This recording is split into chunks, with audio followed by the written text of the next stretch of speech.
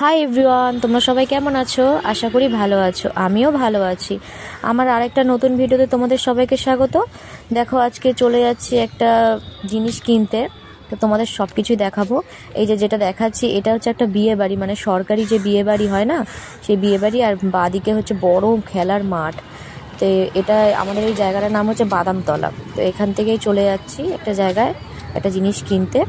তো দেখো কি কিনি কি করি তোমাদের সব কিছু শেয়ার করবো। আর দেখেছো মাঠটা কত বড়। এই যে মেন রাস্তায় উঠে যাবো, ডান দিকে হচ্ছে মেন রাস্তার ডান দিকে হচ্ছে পুরো ওদিকে চলে যায় সোদপুর, আর বাঁ দিকে চলে যাচ্ছে মধ্যমগ্রাম চৌমাথা।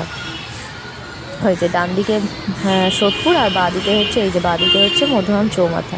আর এই যে চলে এসেছি জিনিসটা কিনতে। তো জিনিসটা কিভাবে বানাই, কিভাবে কি করি সেটা সব কিছুই তোমাদের কাছে শেয়ার করব। তো ভিডিওটা একদমই স্কিপ করা যাবে না। দেখতে চাইলে স্কিপ করলেই কিন্তু মিস হয়ে যাবে, তো স্কিপ করা যাবে না। তো দেখতে থাকো কি করি, কিভাবে বানাই, কি করি।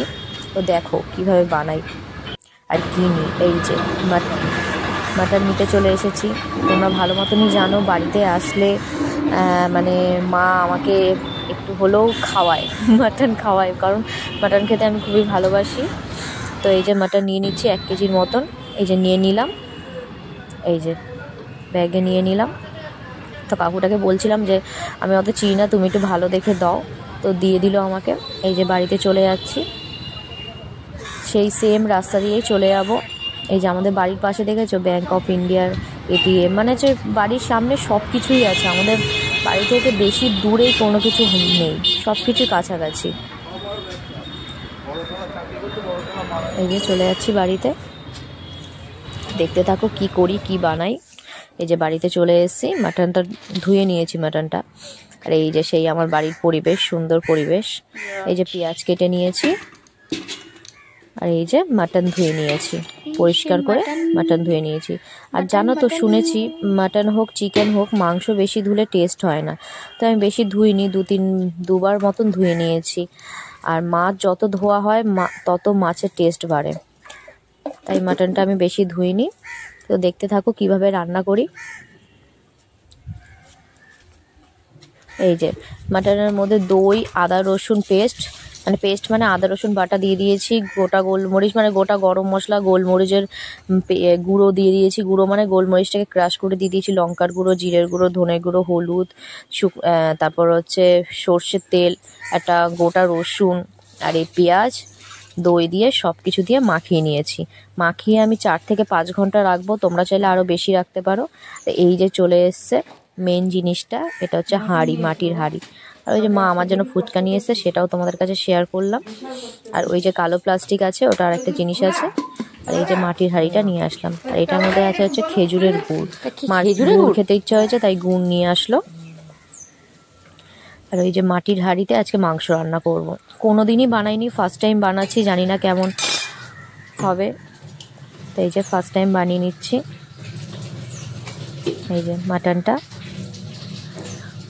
আর সত্যি বলতে মাটনটা খেয়েছি, ভালোই লেগেছে খেতে। ফার্স্ট টাইম খেয়েছি, খুবই ভালো লেগেছে খেতে। তো তোমরা চাইলে এইভাবে বানিয়ে নিতে পারো। আর আমার মতন রেসিপি বানাতে চাইলে আমার এই ভিডিওটা একদমই স্কিপ করা যাবে না। যেরমভাবে আমি ম্যারিনেট করেছি মাংসটা, যেরমভাবে বানিয়েছি সেরমভাবে বানাবে। শুধু একটা জিনিস করে নেবে, সেটা আমার ভুল হয়েছে। মাটির হাঁড়ির নিচে একটু মাটি মানে ব্রাশ করে নিলে খুব ভালো হতো। আমি না ওটা ভুলেই গেছি করতে, আর আমার মাথায় ছিল না। ওটা যদি করে নেওয়া হতো খুব ভালো হতো। আর মাটির হাঁড়িটা না 10 থেকে 15 মিনিট জলের মধ্যে ভিজিয়ে রেখে দেবে, তাহলে যে মাটির যে গন্ধটা বা মাটির যে বালিগুলো আছে সেগুলো সব চলে যাবে। এই যে মাটির হাঁড়িটা গরম হয়ে গেছে, এবার হচ্ছে সর্ষের তেল দিয়ে দিলাম অল্প করে। মাটির হাঁড়িটার মধ্যে পুরোটা সর্ষের তেলটা ব্রাশ করে নেব, মানে নাড়িয়ে নেব পুরোটা।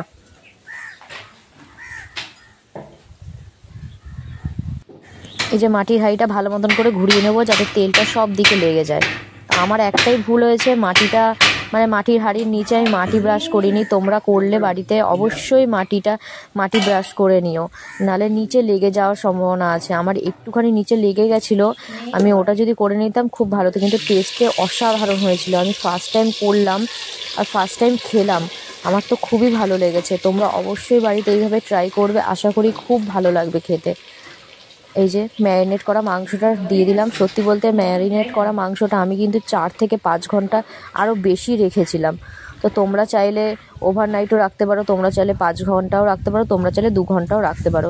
যতটা বেশি ম্যারিনেট করে রেখে দেবে ততটা মাংসে মশলাটা বেশি ভালো মতন করে ঢুকবে। এই যে সবটা দিয়ে দিলাম। আর সত্যি বলতে আমি ইউটিউবেও দেখিনি যে কিভাবে বানাতে হয়, আমি নিজের মতনই বানালাম। ইউটিউবে যদি দেখে নিতাম তাহলে হয়তো নিচে কিছু দিতাম বা নিচে মাটি ব্রাশ করে নিতাম। তো আমি নিজের মতন করে বানাচ্ছি। তো তোমরা দেখো আমার এই রান্নাটা কীরকম হচ্ছে। আর ভিডিওটা ভালো লাগলে লাইক শেয়ার কমেন্ট করো, আর আমার চ্যানেলটিকে সাবস্ক্রাইব করে দিও। আর এই রান্নাটা যদি ভালো লাগে বাড়িতে একবার অবশ্যই তোমরা ট্রাই করো। দেখো একবারেই অল্প একটু করে জল দিয়ে দিলাম, কারণ পেঁয়াজে অনেক জল বেরাবে, আমার এক্সট্রা জল দিতে লাগবে না। আমরা তো সোমবার দিন যাবো বাড়িতে, কালকে রাতেবেলা এসে পিঠে করলেই হয়। এই যে ঢেকে দিলাম। এবার অল্প মানে একদম ধিমি আছে করতে হবে, একদম বাড়ানো যাবে না, বাড়ালেই মাটির হাঁড়িটা ফেটে যাবে। আর বাজার থেকে মাটির হাঁড়িটা না নিয়ে এসছে, মানে আমি তো নিয়ে আসিনি, মা নিয়ে এসেছিলো, বুঝতেই পারিনি, সাইড দিয়ে একটুখানি চিড়ে গেছিলো, ওটাই আমি মাটি দিয়ে দিয়েছি পরে।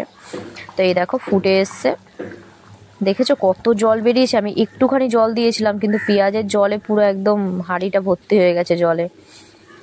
এই যে, তো তোমরা জানিও আমার এই রান্নাটা কীরকম লাগছে আর কীরকম লাগলো। ভালো লাগলে বাড়িতে অবশ্যই একবার ট্রাই করো, আর বাড়িতে ট্রাই করার পর আমাকে কমেন্ট করে জানিও যে কীরকম হলো খেতে। এই যে আলগা হাতে নাড়িয়ে নিতে হবে। আমার তো মানে কোনোদিন তো আমি বানাইনি, ফার্স্ট টাইম বানাচ্ছি, আমার ভয় ভয় বানিয়েছি, কারণ যদি একটু জোরে লেগে যায় দেখা গেল মাটির হাঁড়িটা ভেঙে গেল, ওই জন্য আমি একদম হালকা হাতে মানে নাড়াচ্ছি। দেখেছো কতটা জল বেরিয়েছে, এই জলটাকে একটুখানি মেরে নিতে হবে, মানে এটার মধ্যেই কষতে হবে ভালো মতন করে। আর কষার সময় একদমই জোরে মানে ইয়ে করা যাবে না। আর আরেকটা জিনিস তোমাদেরকে দেখাই, দেখো এই ফ্রিজটা, এই ফ্রিজের উপর যত কারুকার্য দেখছো সব আমি করেছি।